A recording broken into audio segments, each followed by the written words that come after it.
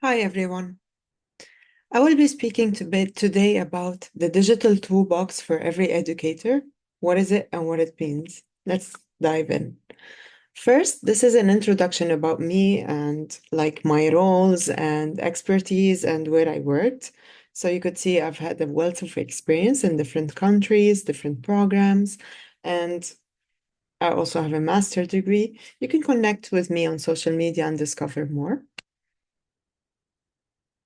Now, where do you keep your resources? This is a question that I usually ask the educators about it, and the answers I get sometimes are in different places, messy, or in one place. You might answer me with Google Drive or with the Drive. You might also answer me that you keep your resources on a USB, a hard disk, an external hard disk, or in a certain Google Drive that is in folders in Google Drive for your work at, for example, or a different cloud. The question here is how can you transfer your work onto something personal, something where you store your information and you can take them with you? What if you were moving to a different job? Where do you put them? So, how can you transfer them there? You always want to think about this. What is the best way you can do it? And which is the most sustainable way for you? So, three essential questions you want to ask yourself if you are transferring your information or you're putting your resources somewhere where you can access them. How to transfer them if you're moving to different places or you want to like access them from a very easy way. What is the best way to do it and how sustainable is it? It's of course all the time, cloud storage is much better than having an external disk. Why? Because you avoid having problems such as dropping coffee on your hard disk and then it's broken and you lost your data, or losing your USB somewhere and you cannot access it. Online storage helps you access your data anywhere you go on your phone, on different devices. So you might use clouds such as Google Drive, which provides you with 15 gigabytes for free. And you can use also OneDrive, which provides you with 5 gigabytes for free. Now, is this the toolbox I'm talking about for educators? Definitely no. Don't take the break now. It's just one way of documentation. You can store your files and have them accessible everywhere you go, and you can organize them in your Google Drive. But wait, let's think a little bit. We are nowadays content creators. We're creating quizzes, we're creating Padlets, we're using Canva, we're creating books. We might be using so many online platforms that you cannot actually store in your Google Drive. So, how do you keep up with all of this? How do you save all these resources in one place? What if you had experiments and simulations such as the following I'm showing you right here, the chemistry simulations, the physics, the Google experiments that you can use, or even the arts experiments? What if you had some links that you want your students to play to enhance their typing skills, or some other games, not necessarily for computers? Where do you store all of these? Are you going to make a document like this one with a lot of hyperlinks like this? I mean, that was very old to do. We used to do this long time ago, but that is not really appealing if you look at it. And it's a long document. You need a better tool. So Google Drive is not enough. And the links that we talked about are no way to store on a document like this. You want something more organized, easy to share, user-friendly, and where you can embed all forms of data. Maybe you cannot get a link, maybe you can get an embed code, for example. You want something that is accessible on any device you choose. You want a digital toolbox.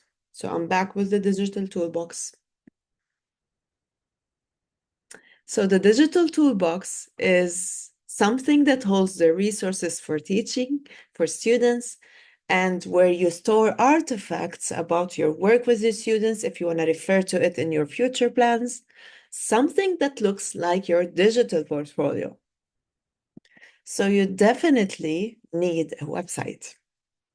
Every educator, in my belief, can have their own website where they put their resources and they are independent from any storage or any place that connects them to an institution.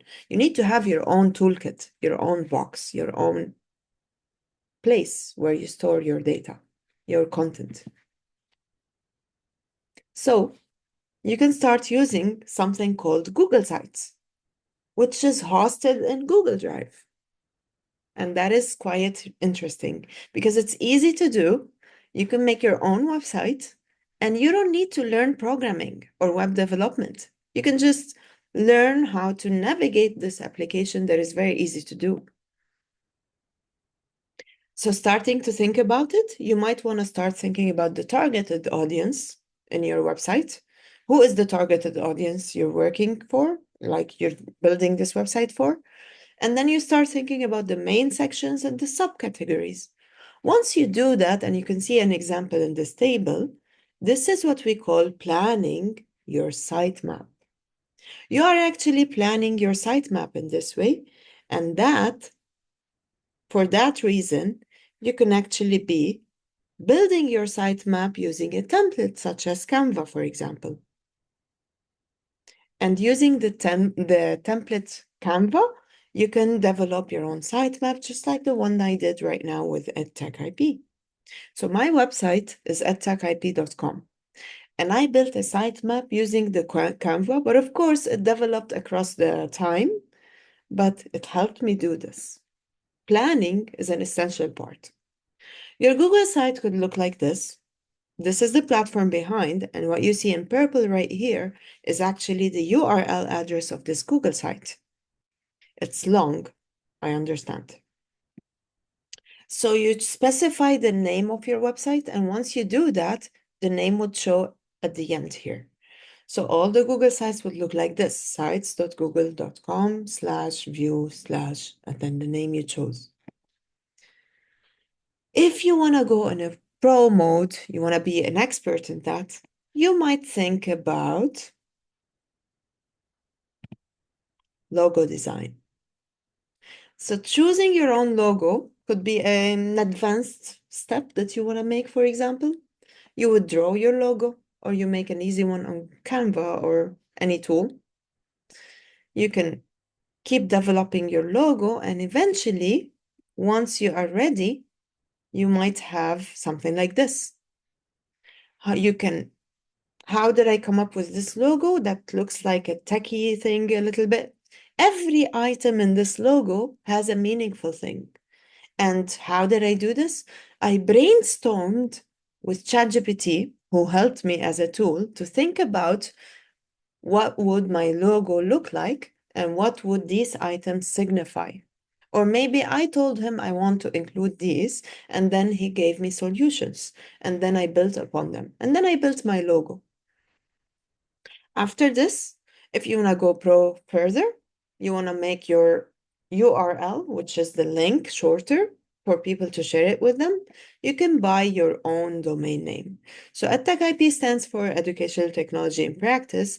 I bought my own domain, EdTech in Practice.